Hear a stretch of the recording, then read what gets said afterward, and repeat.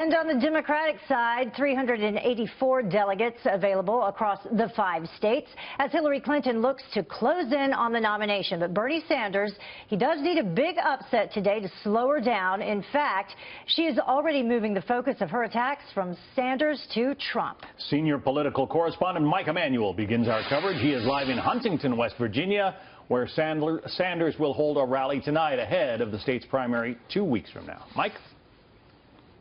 John, Heather, good morning. It's expected to be a big day for Hillary Clinton in the so-called Acela primary there in the Mid-Atlantic and Northeast. But Senator Bernie Sanders is not showing any signs that he is ready to give up the fight. Sanders doing an event this morning in Philadelphia trying to drive voter turnout for himself this evening. On the stump, Sanders continues making the case that Hillary Clinton's proposals are not good enough. If you work in America 40 hours a week, you should not be living in poverty.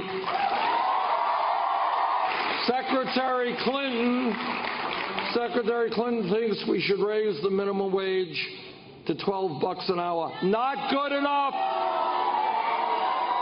Together, we're going to raise the minimum wage to $15 an hour. President Obama's former campaign manager David Plouffe is pushing Sanders on Twitter, saying Sanders has run a stunningly strong campaign fueled by passionate supporters, but raising money stating you have a path to the nomination is fraud. Meanwhile, an actress supporting Bernie Sanders getting pretty tough, bringing up Clinton scandals of the past. We're really fending for ourselves right now. We are literally under attack for not just supporting the other candidate. Now, I'm with Monica Lewinsky with this. Bullying is bad. She's actually dedicated her life now to talking about that.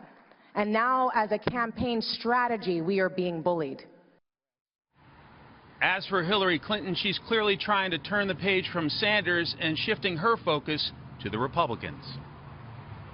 Come out of those towers named for yourself and actually talk and listen to people. You got to spend time with Americans of all sorts and backgrounds in every part of our country. Don't just fly that big jet in and land it and go make a big speech and insult everybody.